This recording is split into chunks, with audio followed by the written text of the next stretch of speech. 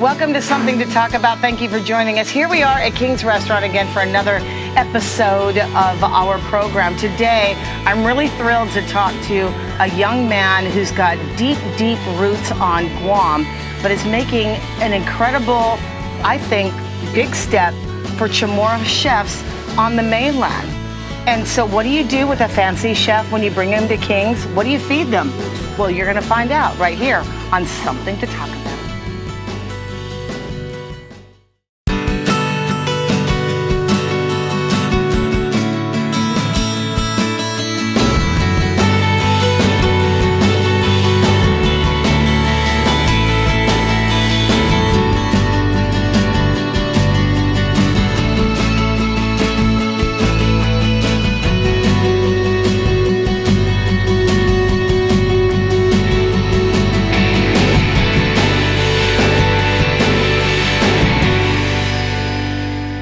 Well, welcome to Something to Talk About again. And my guest today is Terrence Leon Guerrero. You may not know him, but I know his family. We all grew up in the hood together. And it's pretty cool that you can find local folks on Guam whose kids are making it big somewhere else. Because I think that's what we all work for, is our kids to be successful. And I want to recognize that this young man lives in, where do you live? Los Angeles. Los Angeles. Yes. And he's got this really impressive resume. I'm going to let you tell him. He's a chef, by the way. Okay, first of all, is that kind of hard for you to say, or is it, are you, yeah, you seem to be a little more shy about what you, it's not so much of a big thing. It's not, well, when you are, it's not so much of a big thing, but it is something to be celebrated when our local folks do really well. And we're happy that Terrence has made his way through the culinary crossroads to get to the point where he is. Let's just give a little bit of a background. The last I remember talking about you a few years ago, you were a sous chef at Nobu, a very famous restaurant in Los Angeles. And now your mom just told me the other day that you're in an entirely different, cool industry. Yeah. Your dad said, a lot of these big corporations, they have corporate lawyers, but they also have corporate chefs. And he is a corporate chef for Snapchat. And if you don't know what Snapchat is, ask your kid, because they know what Snapchat is. Us older folk, we just it's just an app on our phone. But first of all, Leon Guerrero's from Tamuning. Yes. Yeah. Go ahead, tell the people who your parents are. So my parents are Carl and Millie Leon Guerrero. We grew up across the street from Shirley's, which is another cafe that we grew up eating a lot at. Yeah. So I guess that's pretty much in my culture too, is cafe food. Yeah. We grew up eating that every weekend. So you walked across the street to Shirley's? No, we walked across, but then we brought it back home. It wasn't too much there's no travel time, so it's okay. Yeah. It's a little different in the States. You got to kind of go there, or else it's not the same. Because if it's delivered, it might be 30 minutes to an hour away before you get your food. So did you, when you were growing up, by the way, I would say, I started the show asking, what do great chefs eat? And they eat what they grew up on here at King's. The fried rice alla, and then this is the. This is a little newer. This is it's like crisp cut fries with chorizo. All the kids are eating it, so we're just going to go. Do you mind? Would you mind serving me, kind sir, with your teaspoon? Oh, there you go. And by the way, Terrence's wife is on the other side of the camera, and so is his mother, Millie. Who you might recognize from Calvin Klein, by the way. She's here, and they're going to join us in the second half because we're going to, I don't want the egg. No egg? Yeah. Okay. I get freaked out by egg. Do you get freaked out by egg? No, I love egg. You know what? Egg is one of my favorite things. Really? I always see, on the, oh, thanks. I'm good there. I always see, on YouTube, all these people, foodies, or even chefs that they go, oh my God, they break into the yolk and then they suck it up. What is that a new thing, or is it we've always been? No, egg yolk is the best thing in the world. Should I try it? Yeah. How do you eat it though? I mean, okay. It's better. Well, if you're gonna eat it on rice, then. It's better when you mix it into the you open it up and then you mix it in. Okay, we'll do that. Well, Yeah. I'm just going to eat that. Actually, this is fried rice alla. It's a new thing that I heard about. My nieces and nephews. They add corned beef in it. I've never had that before. Yeah, right. this Is that is- good? it's so now, good. see, you grew up on these foods Mm-hmm. that are so polar opposite. I'm sure of the fare that you serve. The kind of clientele. You couldn't could you whip up like corned beef fried rice and go, "Hello, here's your." To a special person, to a special client, you have to do it. Like it would be like not on the menu. But would they go for it? Oh yeah, Okay. everybody loves Alright. fried rice. You can't Everybody likes you fried can't say no to fried No. rice. Okay. Even the billionaires said yes. To Even the fried rice. billionaires say yes to you fried just throw rice. some Wagyu in there. As long as you tell them it's Wagyu, then they're good. Yeah. So what happened? What happened to you? You grew up in your mother's kitchen, or how did that? Actually, how no. did My that- mom doesn't cook that much. Sorry, Millie. He's It's- calling you out. My mom doesn't cook. It's my dad that cooked a lot more. Okay. And then my grandma, Oh, okay. my dad's mom, Yeah. cooked a lot more. Okay. And actually, that's like where I think we got it from, all of us. Yeah, Because even because my the- younger brothers, they can cook. My mom's family was impressed when we would go back, and they'd be like, Oh, really? "You guys could cook?" Like, yeah. How did that happen? Yeah. Oh, so your dad was pretty much the guy who was in the kitchen Yeah. all the time. All right. And so your interest was from there, from cooking? I mean, I kind of grew up with it, but then the interest started when the Food Network started getting big.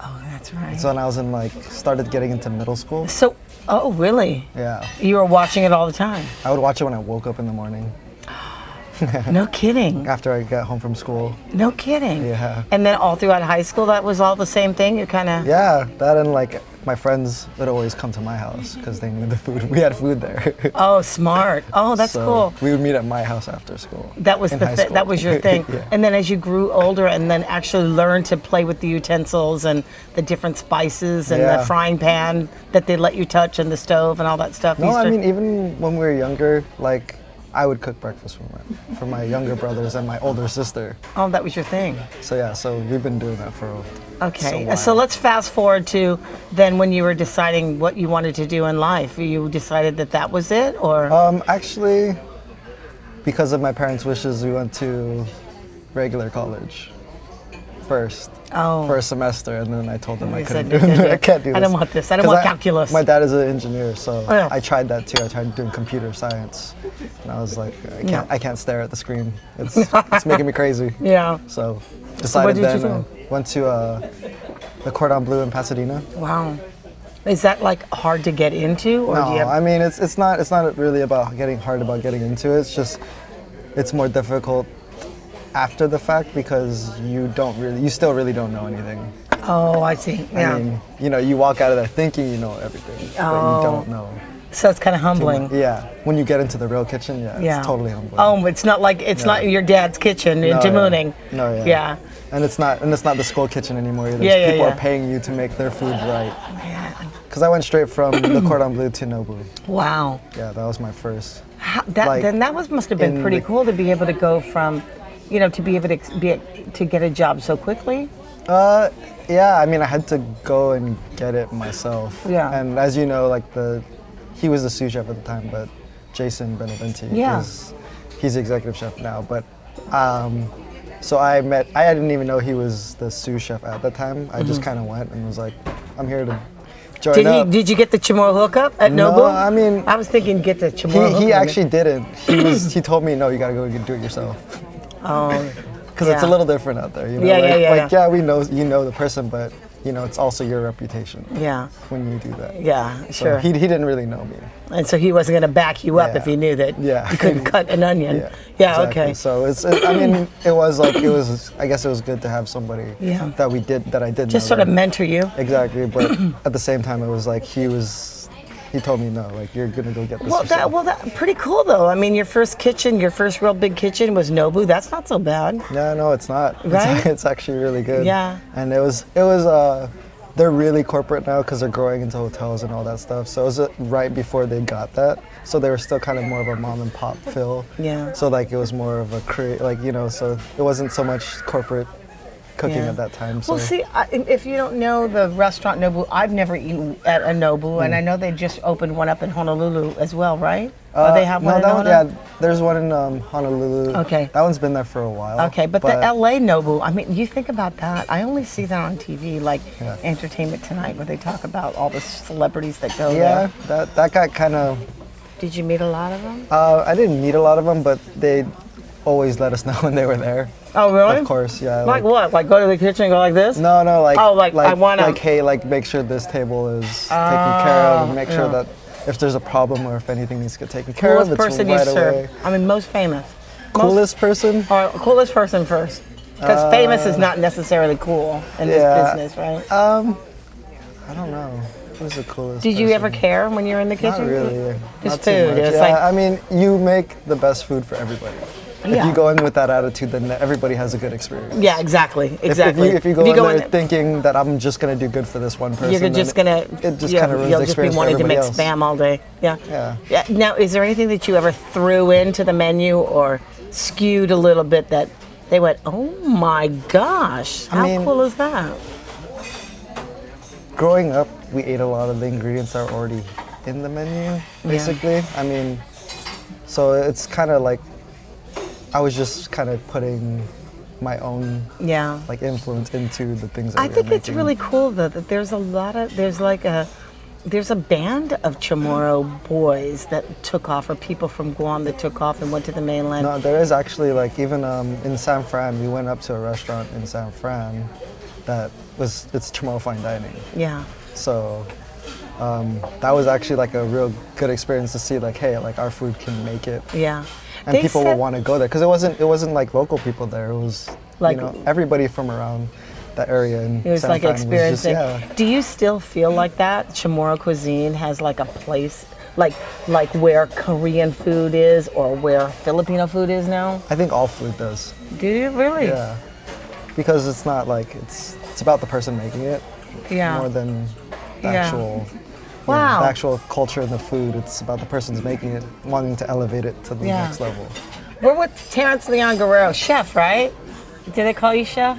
You don't like no, that. they don't actually. They don't. What but- they call? no. They call you boy. No, they Your say, mom calls you they boy call still. Me, well, I mean, They call you Terry. They call you what? no, my cooks call me Terrence. Terrence. Like, Okay. All right. And that's who we're talking. sometimes hey.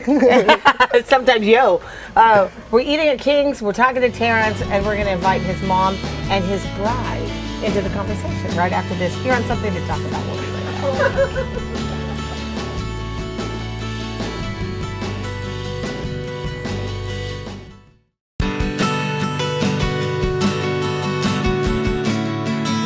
And here we are. It's Something to Talk About at King's in Timuni. Thanks to all the staff.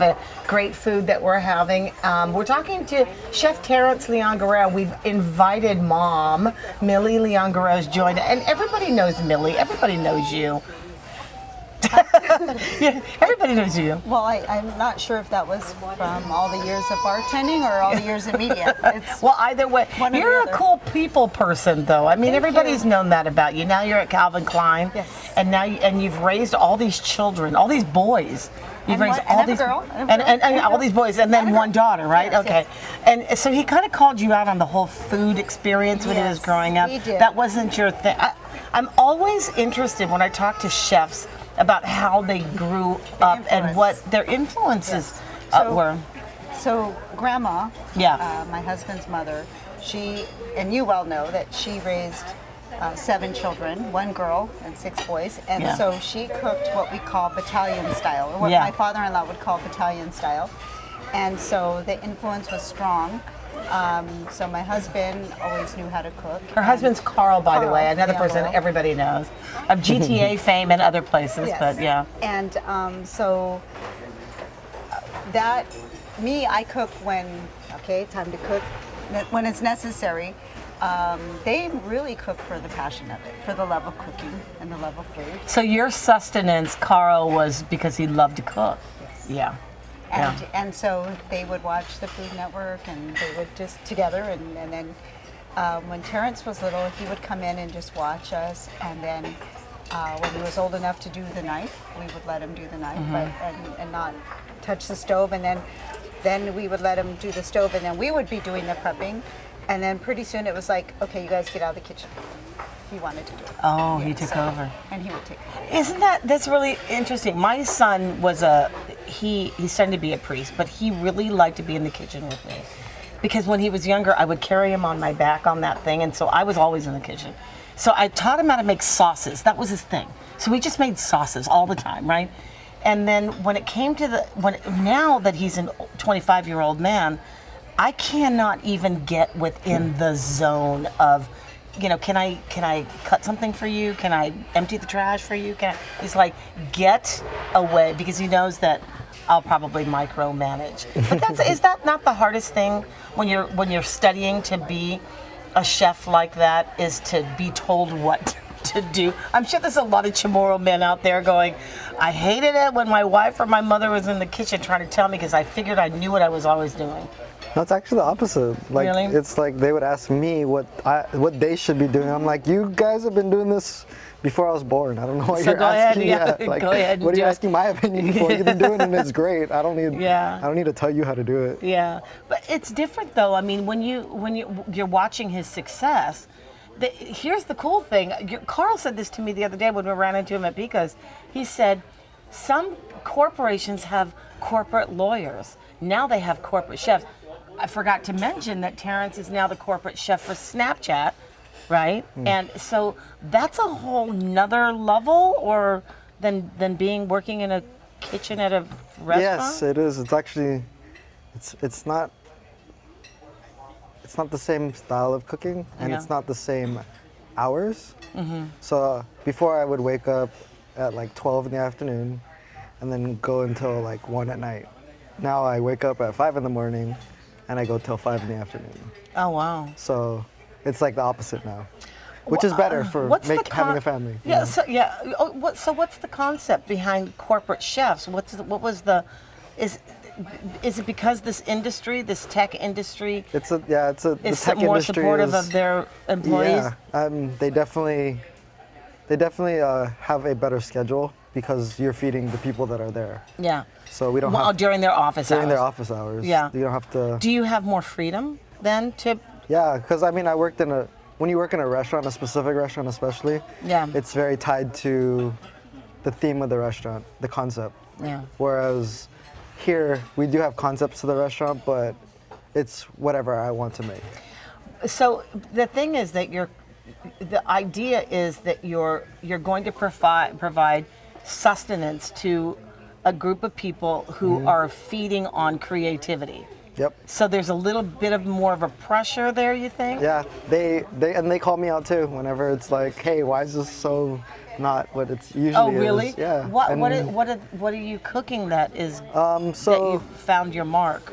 so basically when I started there, I worked in a cafe, which was a world cafe, so they made different cuisines every day. That's the cool part about it is Like a and- sort of theme thing, like yeah, but it's every day is different, and every day the menu is Oh. different, and every day we have different ingredients that come through. So the first one was a world kitchen, and then they moved me to a rice and ramen shop, which was more of my speed and my style because it was a lot smaller. They have different campuses, so the different campuses have the different amounts of people. So the first one we fed 600 people at lunch Jeez. in the span of 2 hours. So that one was kind of a little bit more than what I was used to. Yeah. Because I was used to fine dining, Right. feeding 300 people max in a span of a dinner service. Yeah. So this is a little bit different. We were making a lot more food. Still good quality, but just a lot of food. Yeah. And then I went to the rice and ramen shop, where it was more Asian inspired. And then I also made Filipino food, and I made Oh, chamorro so that was kind of. food. Did you? And yeah, they Because loved that it. was just like the next. Oh, yeah. Once you got to rice and ramen, then it was like chamorro was just Oh, yeah. soon to follow. Oh, yeah. Right? It was a And natural choice. I actually chose Friday as chamorro day Oh, cool. every week. So what do you serve in chamorro? I mean, Day? like I would serve fried rice sometimes. You know, I would do like spam fried rice. I would do karampika. Local comfort. local comfort yeah. food, and they were all over it. Oh, they loved What's it. the thing that they liked the most? They actually loved Kelligwin. Oh yeah. Yeah. What is it that No, everybody people loves? love Kelligwin. So you make the chicken one, or you So make the? I did all of them: chicken, steak, shrimp. Really? Because I did it every week, so I would just switch. But you couldn't do. Are there other food kind of controls where you couldn't do like raw No, we could do something and then whatever cook we it in? wanted to. Oh, no kidding. And they didn't harass you about that at all. No. Very cool. Anything that we wanted to do, as Yeah. long as it fit the theme of the restaurant. Wow. Wow. So yeah, I mean, I've worked at 4 different restaurants for them now, and right now I'm doing like it's more upscaled California cuisine kind of, and that's like the theme of the restaurant. So we try to keep it more local ingredients. There's like a movement, and I don't know how quick it's trending or how fast it's moving. Maybe you've seen it too, Millie, in your travels to the mainland. But the Chamorro cuisine is really trying to make a mark from Oh, yeah. food truck to bigger restaurants, right? Like I said, I went to What's the name of it? Is that the Probechu one? Probechu Yeah. in San Fran. Yeah. I went there maybe a year ago, around then, and yeah, their food there, cause like they're not just doing. So we drink a lot of beer here, more than wine. Yeah. So they do beer tastings with their menus instead of wine pairings. Yeah, yeah, yeah. You know, which It's kind of interesting because it feels like, you know, the movement that they had in Hawaii with the Hawaii fusion with, you know, the great chefs there, Sam Choi and those other culinary geniuses that transformed their foods, right? Do you think that is the next thing? I also feel that like it's more of a. They're not trying to transform the food. Like a lot of people think that it's fusion is like they're trying to change something. Yeah. But it's not. I don't think it's that. I think it's just they're using the ingredients that they have to make the food that they know. Yeah, yeah. That's a big deal. I mean, It is. it It's is a big totally deal. like because we don't get the same kind of citrus as we do here on Guam. Even Calamansi. I grew up with Calamansi. I You grew up with 4 calamansi? different trees that I had no idea what they Yeah, were. And I yeah. went to the States and I figured out what they were. And I'm like, you know, one of those fruit that we used to have is a yuzu, and that was $5 each. And they're like, that tree's gone. You know, so it's like growing up with that kind of stuff. And honestly, it might have even been a hybrid that my grandma made. Yeah. You know, that's another thing. Is like that's true, I too. know that my grandma would hybrid. There was a bird that ate something and then planted it in the and backyard, she and, would- then before you she knew would keep it. And, Yeah. And now we have like, so I don't even know exactly what everything was or Right. what everything is still, but Yeah. I know. But you like, know what it is. No, yeah, like yeah. it's a species of this. Yeah, yeah. Because right now we have dragon fruit in the backyard. You had dragon fruit in your backyard? Right Your now. backyard. I On just Guam. found that out. Oh, you just. Oh, you did. What happened? What was? Yesterday I just walked through because I was trying to say hi to all the family. Yeah. And like I was looking around and I was like, this is a dragon fruit This tree is a dragon in the backyard right now. And you would that costs a little bit of money to bring through. $8 for one Really? one piece. Oh, see. I don't know, man. There's something to be said about Chamorro cooking that's yet to be Oh discovered. yeah, no, that's the thing is like everything here can grow really well. Well, Yeah. I think they're discovering it out there. I think so Definitely. too. And I so think it's many of making. our boys that grow up here Yeah. and they go out there Yeah. and bring the flavors. Yeah. And like Terrence said, what they know. It's definitely making its mark, and pretty soon people will ask for it. And I mean, there were some early pioneers. I think that there's a lot of you guys that came from a certain time frame. And you know? actually, I know some of them, like Larry, that Yeah. he did pikas. Like Right. he actually he came out to LA a couple times. And, Yeah.